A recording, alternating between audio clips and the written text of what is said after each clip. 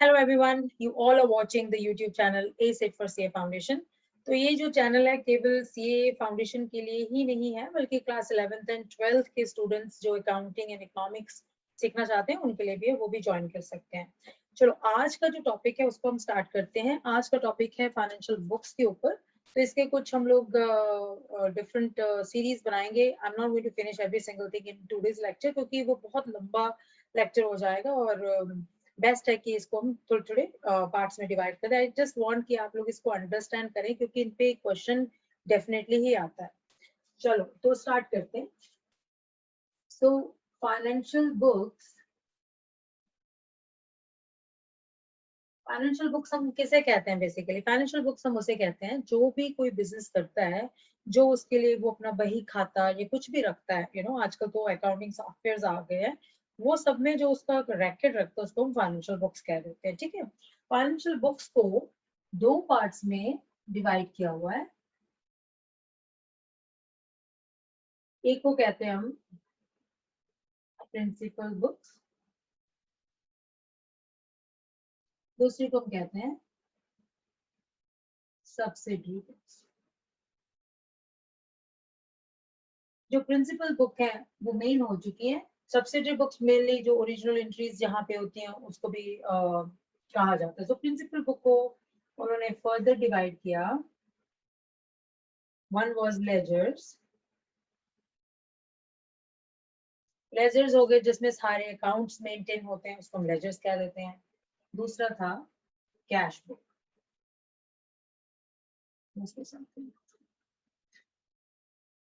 Cash book जहाँ इसको register कह सकते हैं, what ever you can call it. ठीक है, कैश बुक। तो ये तो प्रिंसिपल बुक्स को उन्होंने दो पार्ट्स में डिवाइड किया। सब्सिडरी बुक्स को उन्होंने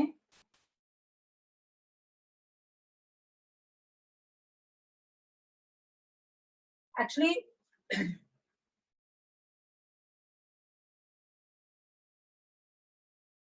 तो बेसिकली 1 2 3 4 5 6 पार्ट्स में डिवाइड किया सब्सिडरी बुक्स को। सो फर्स्ट इज जो कैश बुक है, दिस कैश बुक वो प्रिंसिपल बुक भी है और सब्सिडरी बुक भी है, क्योंकि ओरिजिनल एंट्री भी इसमें ओरिजिनेट करती है कैश बुक में। That's why it also called as a principal book and a subsidiary book. अब इसे प्रिंसिपल बुक क्यों कहा जाता है? कारण ये है कि कैश बुक तो हर बंदा जो भी बिजनेसमैन है उसके लिए कैश तो बहुत इंपॉर्टेंट है, right? So that's a main thing he wants to maintain. So that's why it's also main book or principal book. Plus it's also carries the original entries. तो ये subsidiary books की category में भी आता है। तो आपको क्वेश्चन मल्टीपल चॉइस में यह आ सकता है कि which book is the one which is a principal book as well as a subsidiary book. So that is only one and that is a cash book. अच्छा, दूसरा है subsidiary book में we also maintain purchase books, then we maintain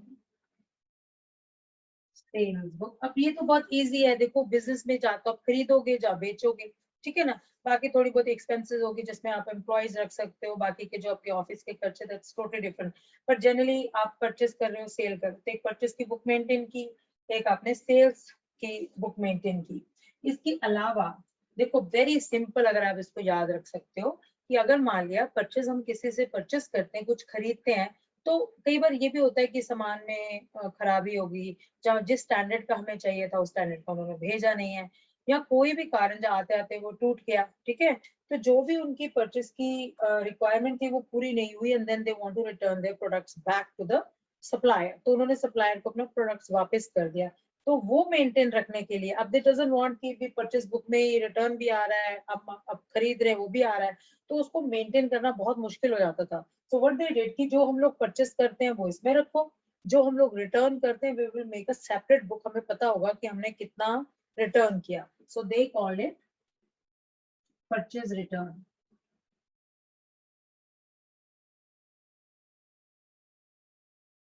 अच्छा, same thing अगर आप देखो cell आपने की, सामान बेचा, तो हो सकता है कई बार जो कस्टमर्स आपके से सामान लेके जाते हैं उनको नहीं ठीक लगा, कुछ भी रीजन है, उन्होंने आपको वापस कर दिया वो सामान, तो आपके पास सामान भी वापस आया, ठीक है, सेल का। तो सेल का दूसरा पार्ट क्या होगा? Sales return. And same logic applies on the sales book as well, कि you don't want to add up the sales book and the sales return book, so that's why they keep it separate कि हम अलग रखते हैं ताकि हम उसका भी देख सके कि कितनी रिटर्न को कि eventually affect the sales है ना, कितनी हमारी sales वापस आ गई, तो उसके लिए हम लोग बोलते हैं sales return book। तो सेल्स रिटर्न होगी तो सिंपल है, देखो परचेज है, एक परचेज रिटर्न बुक होगी, सेल्स बुक है उसका सेल्स रिटर्न बुक होगी, राइट। तो ये कितनी हो गई, 5 बुक्स टोटल हो चुकी हैं सब्सिडरी के अंदर। तो कैश बुक ऑलरेडी प्रिंसिपल के अंदर थी but it also being a part of a subsidiary book, तो 4 ये हो गई, 5वीं ये है। 6वीं होती है, 6th one is journal profit. General proper का मतलब सिर्फ ये है कि जर्नल एंट्रीज की जाती है जिसको हम लोग जनरल प्रॉपर कह देते हैं, ठीक है। आम जो अकाउंटेंट हैं जब वो काम करते हैं, जब आप सीए बन जाओगे तो आप mainly most of the time जो आप काम करेंगे वो इसमें काम करेंगे, जनरल प्रॉपर में काम करेंगे। ये जो एरिया होता है बेसिकली जो एपी डिपार्टमेंट होगा, दे विल परचेजिंग डिपार्टमेंट होगा, they will look and the AP department, ठीक है, AP and purchasing department, they both are connected for this one, so they will look for this also, they will also deal with this sales book। and जो ये वाली बात है, ये वाली and this one sales से related है, that will be the sales department, वो लोग इस चीज को ज्यादा देखेंगे।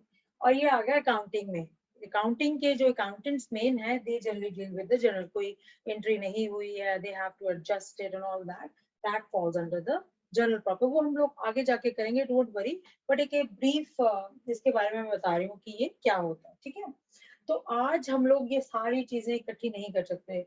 लेजर्स जो है that is the main part which happens after all the original entries happen and then we post those journal entries जो भी होती हैं, चाहे वो purchasing से, sales से, चाहे general proper से, चाहे cash से, कहीं से भी आ रही हो, तो फिर वो ledgers में post की जाती है, ठीक है। then it's complete, तब entry complete मानी जाती है।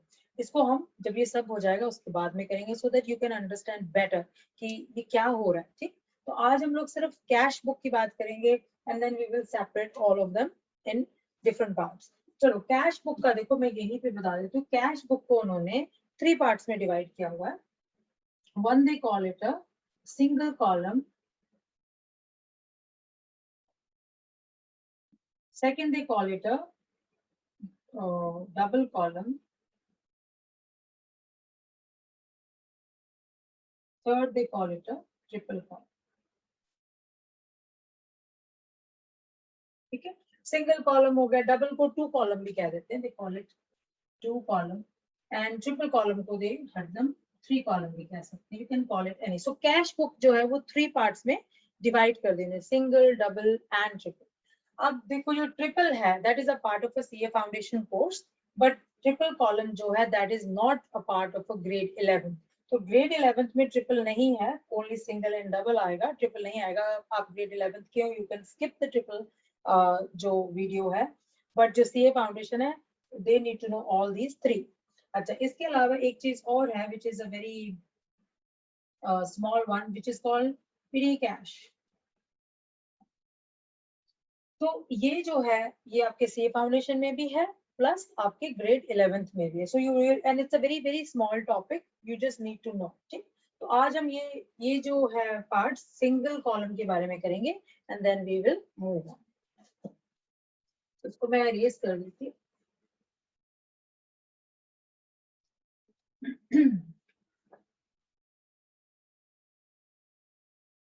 अच्छा, before even I go further, एक चीज मैं यहीं पे क्लियर कर दूं so that it's better.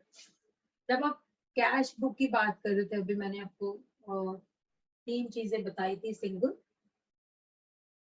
Then we have a double and then we have a triple.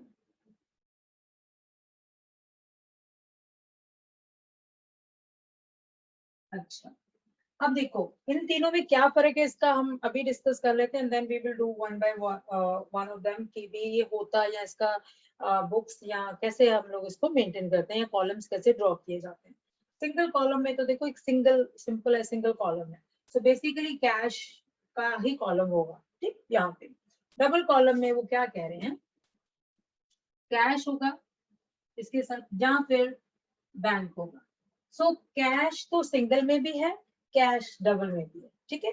ये अब ध्यान रखना, कैश तो रहेगा ही रहेगा, इसके साथ जो दूसरा कॉलम है वो बैंक का हो सकता है, या फिर और कैश का हो सकता है, या फिर डिस्काउंट हो सकता है। अब देखो दोनों में कैश है, कैश तो रहेगा एज आई सेड, जहां तो बैंक का आप कॉलम बना सकते हैं, जहां फिर आप डिस्काउंट का, either one of them double में। कोई जरूरी नहीं है कि बैंक ही होगा, राइट। जहाँ कई लोग कह देते हैं बैंक होता है डिस्काउंट नहीं होगा, no, it can be either one of them, चाहे आप डिस्काउंट का कॉलम रख लो चाहे बैंक का कॉलम रख लो। जब आप ट्रिपल की बात करते हो तो आपके पास आएगा कैश, बैंक एंड डिस्काउंट, ठीक है। तो तीनों चीजें आ जाएंगी ट्रिपल में, आपका कैश भी आ जाएगा, बैंक भी आ जाएगा, डिस्काउंट भी आ जाएगा। So you can remember like this, cash book जो 3 पार्ट्स में डिवाइड की हुई है, सिंगल, डबल एंड ट्रिपल, उनमें सिर्फ डिफरेंस इतना ही है कि कैश तो तीनों में होगी, बट बैंक जो है इधर आप डबल में काउंट कर सकते हो, या फिर आप ट्रिपल में तो है ही है। तो ट्रिपल में आपका कैश, बैंक एंड डिस्काउंट आएगा, डबल में इधर बैंक आएगी या डिस्काउंट आएगा कैश के साथ में, ठीक है। ऐसे याद रखोगे, then it will be very easy for you to answer your questions in your exam. अच्छा, दूसरी चीज है कि इसमें से क्वेश्चन हरदम आता ही आता है, it's a very important topic I have seen, और मैंने देखा है कि ये फाउंडेशन में या इसके ऊपर पूरा एक इलस्ट्रेशन होगा, and they will want you to make a cash book, ठीक है, based on a single, double, जो भी उनकी रिक्वायरमेंट होगी in the question paper, they can ask you. So it's a very very important thing, easy लगेगा आपको, but try to understand, अपनी copies में बनाएं, देखें, भरें, ठीक है। और जहाँ पे आप रुकते हैं, try to recollect the memory की ऐसे क्यों हो रहा है। सो सेम चीज है कि ग्रेड 11th में भी इसके ऊपर क्वेश्चन आएगा, सो it's a very important topic. So let's start with the single column. तो इसको करने के लिए मैंने इलस्ट्रेशंस भी ली हुई है यहाँ पे।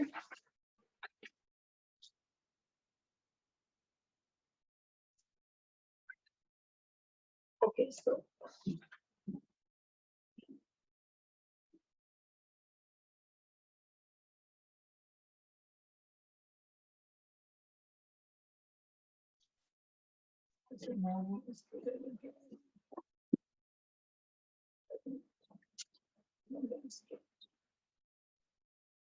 इसको एक मैं ड्रॉ कर लूँ, हम देन आएगा।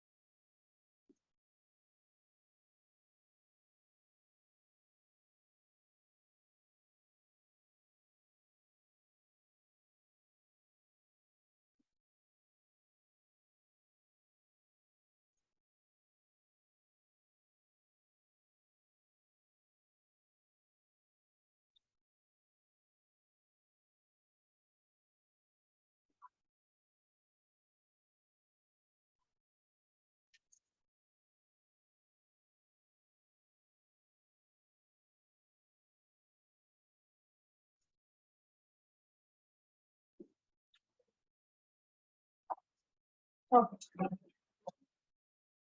ये मैंने ड्रॉ कर लिया। अच्छा, अब देखो जब हम लोग स्टार्ट करते हैं ना, कैश बुक सिंगल कॉलम की हम बना रहे हैं, सो इट्स अ सिंगल कॉलम। जब भी आप आंसर करेंगे, सो मेक श्योर, इसमें कुछ चीजें होती हैं जो आप छोड़े नहीं, ये नहीं कि ऐसा ड्रॉ कर दिया तो you are done, you will lose some point. जैसे हम लेटर लिखते हैं, उसकी एक एंडिंग होती है, एक स्टार्टिंग होती है, you have to do the same thing. यहाँ पर भी आपको वैसे ही करना है, ठीक है। अगर आप ऐसे छोड़ देंगे, लेट्स से यहाँ पे एक क्वेश्चन है, for example, consider the following transaction, ये मैंने जो लिया, ये मैंने एनसीईआरटी की बुक ग्रेड 11th का लिया हुआ इलस्ट्रेशन। तो consider the following transactions of MS Rupa traders. So यहाँ पे कंपनी का नाम दिया हुआ है रूपा ट्रेडर्स, ठीक है।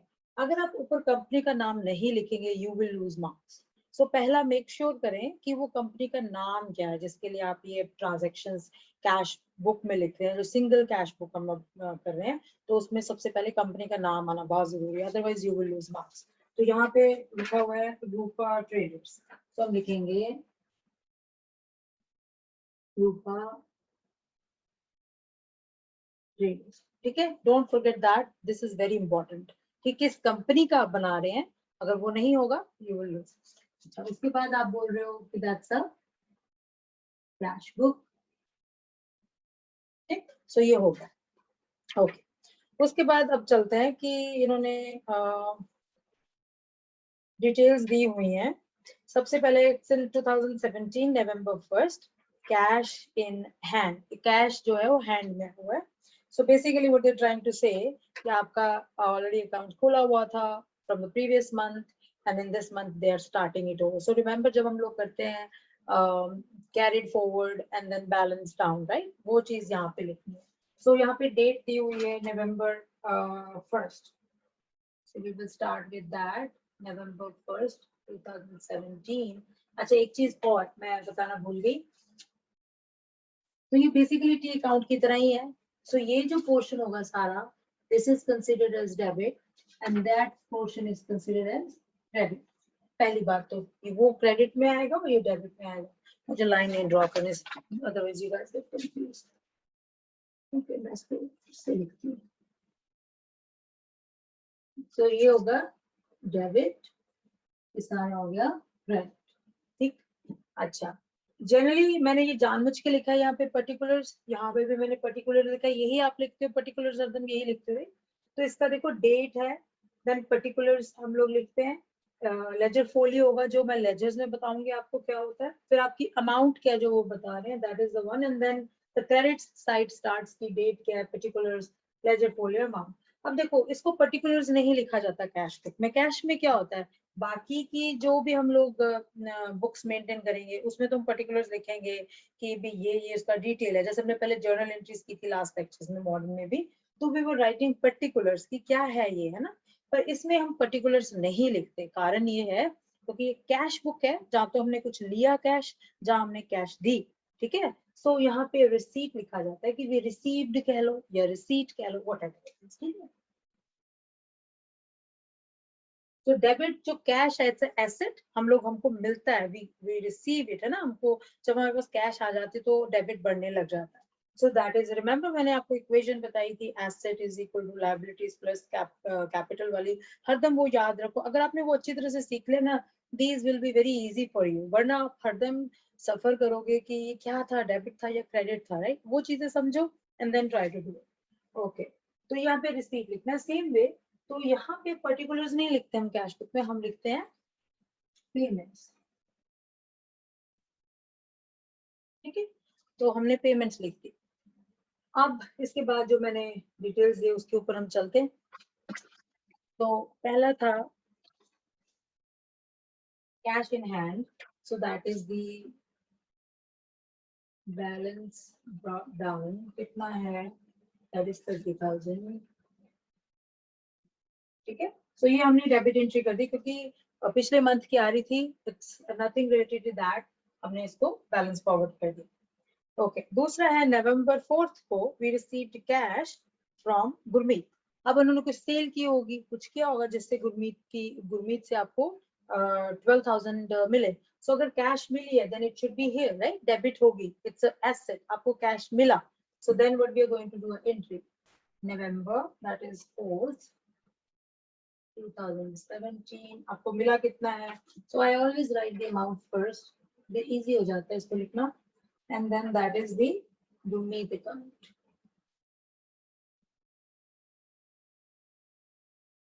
Okay.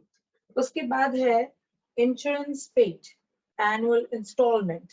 तो इंस्टॉलमेंट पे किए, पूरा एनुअल है और पे किया है 6,000। अब उसने दे दिया, आपको कैश तो मिली नहीं, तो कैश यहाँ पे तो आ नहीं सकती। जब दिया है cash, it should go on the payment side, तो हम एंट्री वहां पे करेंगे, ठीक। So that happen on November 8, 2017, and that is insurance paid. You can write annual, and that is how much? 6,000.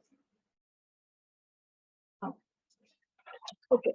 हो सकता है कि आपकी बुक्स में या लोग जैसे कराते हैं whatever it is they start here it's more easy and more cleaner. आप जैसे 2 एंट्रीज यहाँ हुई नेक्स्ट नवंबर डेट की आप नेक्स्ट लाइन में लिखें, आप इसके सामने मत लिखें, इसके मार्क्स तो नहीं कटेंगे but it looks more nicer and cleaner, ठीक है, क्योंकि आप फिर इससे मिस्टेक्स कभी नहीं करेंगे. So it comes in line wise कि भी नवंबर 8 कम्स आफ्टर नवंबर 4th, राइट? तो आप नेक्स्ट लाइन में लिखें. Okay, so next is November 13th purchase furniture for 13,800. अब देखो फर्नीचर हमने खरीदा, तो खरीदा तो फ्री तो खरीदा नहीं होगा, कुछ पे किया होगा, मनी पे की, कुछ तो पे किया. तो यहाँ पे देर सेइंग 13,800 हमने पे किया. फर्नीचर तुम्हारे पास आ गया, कैश चलेगी हमारे हाथ से. सो दिस थिंग जो बुक है ये तो कैश के लिए ही है, दूसरी चीज के लिए नहीं है. Only we record cash only, ये चीज याद रखो हर टाइम पे. अब देखो अपने फर्नीचर रिकॉर्ड जर्नल एंट्रीज में तो हम फर्नीचर भी रिकॉर्ड कर रहे थे, कैश भी रिकॉर्ड कर रहे थे. इसमें हम जो चीज सिर्फ कैश से रिलेटेड है उसी को रिकॉर्ड करना है, कुछ और चीज रिकॉर्ड नहीं करनी है, ठीक है. तो ये तो हम वैसे लिख रहे हैं कि यहाँ पर हमारी कैश गई किस वजह से गई है, that's what we are writing. तो ये अब यहाँ पे हुआ परचेज फर्नीचर, तो अब फर्नीचर हम लिखेंगे यहाँ पे नवंबर 13 एंड दैट इज फर्नीचर. और है कितने का ये furniture? 13,000. Okay, so next entry is November 16th, sold goods for cash 28,000. अब देखो यहाँ पे सामान बेच दिया, sold goods है ना, हमने सामान बेचा और हमें कैश मिली है. So it's a sale happen and we receive the cash. Cash कितनी मिली है? 28,000. जब हमें कैश मिली है, so it should come on the debit side क्योंकि एसेट बढ़ गया, कैश मिली, ठीक है ना. So हम लोग यहाँ पे लिखेंगे. So that was a sale. And what happened? Date was November 16. मैं ईयर नहीं डाल रही हूँ, इट्स 2017 वेरी ऑब्वियस, बट आप अपने जब एग्जाम में लिखेंगे तो ईयर साथ लिखना मत भूलें. जहाँ तो आप टॉप में लिख दें, then you can write the entries जहाँ आप साथ में लिखें, बट डेफिनेटली ईयर लिखना बहुत जरूरी है अगर वहां पे दिया हुआ. ठीक, 28,000 ये हो गया आपका cell. Okay, so next is November 17th. Again, he purchased goods from Mudit in cash. अब उसने एक सामान खरीदा, गुड्स खरीदे, पर उसने कैश पे खरीदे, ठीक है ना. तो हम क्या करेंगे, अब उसको क्रेडिट साइड में लिखेंगे. And that happened on November 17. Purchase goods.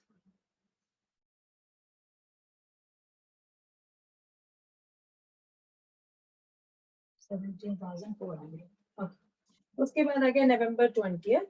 He purchased stationery 1,100. The same logic, he purchased किया, cash की है, so we will write that one here as well. So that will be November 20th. That is the stationery.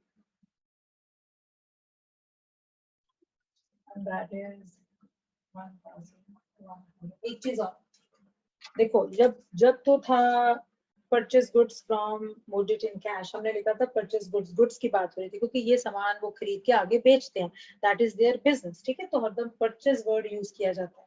जब उसने कहा purchase stationery, तो stationery तो उसका business नहीं है, वो तो अपने बिजनेस के लिए यूज करेंगे. तो then we never write purchase, we always write whatever he has purchased for the use of the business to run that business. तो वो सिर्फ उसका नाम आएगा. जैसे फर्नीचर हमने लिया था, रन करने के लिए था बिजनेस, ना कि फर्नीचर हमारा बिजनेस है. तो फिर फर्नीचर अकाउंट यहाँ उसका नाम आएगा, स्टेशनरी का नाम आएगा, परचेस का नाम नहीं आएगा. So don't do that mistake, ठीक. Okay, next is November 24th. मैंने डेट लिखी है, ठीक. November 24th, cash paid to Rukmand in full settlement of account 12,500. Now they paid a cash to somebody which name is Rukmand.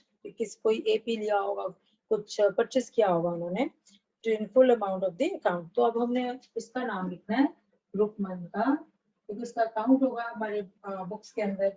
तो कितना उसने इसको पे वापस किया? 12,500. 12,500. And the date is November 24th. ठीक है. अच्छा, next is November 27th. Sold goods to Kamal for cash. अब देखो सामान बेचा है तो कैश आई है, so we will put it here. So that happened on November 27th, that is a sale. And then how much is that? 18,000. 18,200. Then on November 30th, he paid monthly rent. अब rent pay किया, पैसा दिया होगा, cash दिया, ठीक है, free तो है नहीं है. So we will record here. So that will be November 30th. We just write rent and how much he paid in rent, 2,500. Okay. उसके बाद है he paid salary on November 20th, that is 3,500. So November 30th को salary pay हुई है, कितने की हुई है? 3,500 की. क्योंकि जहां पे आपका कैश जा रहा है, सैलरी तो फ्री में नहीं होगी ना, उसको कुछ ना, जो तुम्हारे एम्प्लॉइज है उसको पैसा दिया होगा. सो एवरी सिंगल थिंग जहां पे आपकी कैश कम होती जा रही है, that will go on the credit side. जहां पे आपकी कैश आती जा रही है, that will go on the debit side. Remember that rule. उसके बाद है November 30th को डिपॉजिटेड इन बैंक 8,000. अच्छा, अब डिपॉजिट किया बैंक में. हम तो मानते कि बैंक में जो पैसा पड़ा होता है, हमारे पास पैसा है, बट ठीक है पैसा है, बट कैश अकाउंट के अगर कंपैरिजन में देखी जाए तो हमारे पास 8,000 जो कैश पड़ा था वो हमने जाके बैंक में जमा करा दिया. तो कैश तो कम हो गई ना, चाहे बैंक में पैसा पड़ा है. सो अगर कैश कम हुई तो कहाँ लिखेंगे? क्रेडिट में लिखेंगे. So we will write November 30th. So कितना है? 8,000. and it goes to the bank. Okay. तो अब इसका हम लोग इसको बैलेंस कर लेते हैं. अब देखो मंथ के एंड पे हरदम ये बैलेंस होगा. इसका जो बैलेंस हम लोग कैरी करके नेक्स्ट मंथ पे लेके जाते हैं. जैसे ये बैलेंस कैरिड था 30,000, ठीक है, पीछे वाले मंथ से आ रहा था. अगर ये नवंबर है तो अक्टूबर मंथ से ये कैरिड था 30,000 फ्रॉम द अक्टूबर. सो अब इसका हम लोग टोटल करते हैं. तो इसका सिंपल ही होता है. देखो अब ये डेबिट का जो कॉलम का अमाउंट है, इसका एडिशन करेंगे और इसका एडिशन करेंगे, ठीक है. अब दोनों में देखो, ये जो दोनों के कॉलम्स होते हैं एक दूसरे के सामने होने चाहिए. ये नहीं कि ये कॉलम नीचे है, ये कॉलम ऊपर. Always need to be facing each other. दोनों एक दूसरे को देखते हैं. अब सबसे पहले जो डेबिट का है उसका टोटल कर लो, ठीक है. तो मैं यहाँ से टोटल इकट्ठा ले लेती हूँ. सो इट्स 88,200 मेरा लिया हुआ है ऑलरेडी. 88. तो सेम टोटल आप यहाँ पे लिख दो, ठीक है. सेम टोटल वहां पे लिख दो. अब देखो आप बोलोगे कि इसका टोटल तो अलग है, इसका टोटल अलग है, ऐसे कैसे हो गया? ये बैलेंस तो है नहीं है. That's right. आपको बैलेंस जो है वो किया जाएगा. सेम चीज यहाँ पे लिखनी है, सेम चीज यहाँ पे लिखनी है. उसके बाद आप देखो जितना इसका टोटल आया है, ये जो क्रेडिट है टोटल, इसको आप इसमें से 88,200 में से माइनस कर दें. तो जब आप माइनस करेंगे तो आपका बैलेंस आता है 23,400. और इसको क्या लिखा जाता है? So we will write November 30 balance carried, ठीक है. ये बैलेंस कैरिड हो गया फॉर नेक्स्ट मंथ. तो ये बैलेंस, क्योंकि डेबिट जो था 88,200, अगर मैं इसको टोटल मेरे पास कैलकुलेटर फिलहाल है नहीं है, 88,200 हमने किया, उसमें से ये सारे नंबर्स अगर आप माइनस कर दोगे तो जो बैलेंस बचेगा दैट वाज 23,400. बेसिकली ये जो अमाउंट है ना, ये डेबिट की ही है. ये डेबिट की है. अगर ये नंबर हम रखेंगे तो ये डेबिट की आएगी. पर इसको बैलेंस करने के लिए भी पुट दैट नंबर इन, तो वो टोटल हो जाएगा 88,200. तो ये हमारा बैलेंस हो गया for the month of November.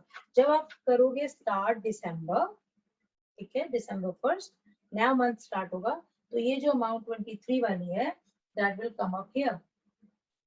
वो यहाँ आ जाएगी 23. और इसको आप क्या लिखोगे? बैलेंस ब्रॉट डाउन, ठीक है, ब्रॉट डाउन. तो वहां से जैसे ये 30,000 थी, दैट वैसे 23,400 यहाँ से स्टार्ट हो जाएगी. And then will keep on going. तो फिर आपका दिसंबर मंथ स्टार्ट हो जाएगा. So this is just single column cash book. यही है, इससे ज्यादा कुछ नहीं है. So don't worry. आपकी जो ट्रांजैक्शन इलस्ट्रेशंस दी हुई हैं उनको करो और प्रैक्टिस करो. प्रैक्टिस से इट बिकम्स वेरी इजी. चलो अब दूसरी बात है कि जब हम कैश बुक में, मैंने बोला ये एंट्रीज करते हैं, उसका ऑन दी अदर एंड कहीं और भी एंट्री हो रही होती है. कैश बुक का मतलब ये नहीं है कि कैश बुक में आपने एक सिंगल एंट्री कर दी and you are done. No. इसका आजकल तो चलो सॉफ्टवेयर्स हैं, बट इसका दूसरा जो अकाउंट ये हिट कर रहा है वो अकाउंट हिट होगा ही होगा, नो मैटर व्हाट. क्योंकि देखो अकाउंटिंग का सबसे पहला रूल जो है डबल एंट्री सिस्टम, ठीक है, वो अप्लाई होना बहुत जरूरी है नो मैटर व्हाट। तो कैश बुक का मतलब ये नहीं है कि आपने 12,000 या एक सिंगल अमाउंट लिख दी and then you are done. आप हालांकि कैश बुक में चलो आपको व्हेन आपको जब टेस्ट में आएगा आपको ऐसे ही प्रिपेयर करना है, ऐसे ही आंसर देना है, बट इसका लॉजिक समझो। रियल में अकाउंटिंग कैसे वर्क होती है, रियल में अकाउंटिंग इसके बैकग्राउंड में दूसरा अकाउंट भी इफेक्ट होगा। सो अगर मान लिया यहाँ पे 12,000 गुरमीत के अकाउंट में से आया, गुरमीत ने पे किया 12,000 रूपा ट्रेडर्स को, तो रूपा ट्रेडर्स के अंदर गुरमीत का कोई अकाउंट बनाया होगा, ठीक है, उसके डिफरेंट डिफरेंट अकाउंट्स होंगे। सो यहाँ पे रूल क्या है, अगर ये डेबिट हुआ है तो इसका ऑपोजिट अमाउंट कहीं पे क्रेडिट होना चाहिए। यहाँ पे तो नहीं हो रहा, कहीं पे तो होगा ना। सो गुरमीत का 12,000 है, तो यहाँ पे पर्टिकुलर से अगर हम जाएंगे गुरमीत अकाउंट, तो यहाँ पे देखो 12,000 हम क्रेडिट करेंगे और कौन से अकाउंट से आ रहा है, कैश, तो ये कैश वहां पे आ गई। सिमिलरली सेल्स है that is 28,000 and we will write cash. तो कैश ये अच्छा, दूसरा चीज ये भी है कि दो भी डेबिट होगी, इसकी क्रेडिट एंट्री कहीं ऑपोजिट होगी, तो यहाँ पे क्रेडिट होगा वो। फिर आ जाती है सेल अगेन 18,200, तो फिर कैश जो हुआ वो हुआ 18। ओके, आपको डेट्स भी लिखनी है यहाँ पे, तो that was November 16, this is नवंबर 27, ठीक है, तो डेट्स मत भूलना। उसके बाद आ जाता है आपका credit side of the cash account. तो ये आपको करना नहीं है, जब आपको टेस्ट आपको मान लिया अगर आपको बोले कैश बुक को जनरल सिंगल कॉलम से बनाओ, you don't need to make all this. ये सिर्फ मैं तो आपको समझाने के लिए कर रही हूँ कि you should understand the logic behind it. कई बार लोग सोचते हैं सिर्फ एक एंट्री होगी डन, राइट, बट आपको हरदम ये याद रखना है इसकी हरदम डबल एंट्री होती है, कहीं और होती है। कैश बुक यही होगा, ये अकाउंट्स हिट होंगे। ओके सो देखो मैं जो ये अकाउंट है वो हिट होंगे तो मैंने लिख दिया। सो जब आप इस अकाउंट में एंट्रीज होंगी वो कैश कैश कैश की आएंगी, and then you just need to put the amount. जैसे रेंट है 2,500 है, वो डेबिट हो जाएगा क्योंकि इट्स एक्सपेंस अकाउंट। रुकमनीज account 12,500, look like a purchasing account. फिर स्टेशनरी अकाउंट है वो भी कैश हम लिखेंगे 1,100। तो ऐसे हम सारे अकाउंट्स जो है भर सकते हैं, but this is just for your information की रियल में एंट्रीज कैसे होती हैं। बट अगर आपको सिंगल कॉलम का आ जाए तो please don't make all this, ये सिर्फ आपको समझाने के लिए था। तो आज के लिए we are done and the next lecture will be on the double column. Thank you very much.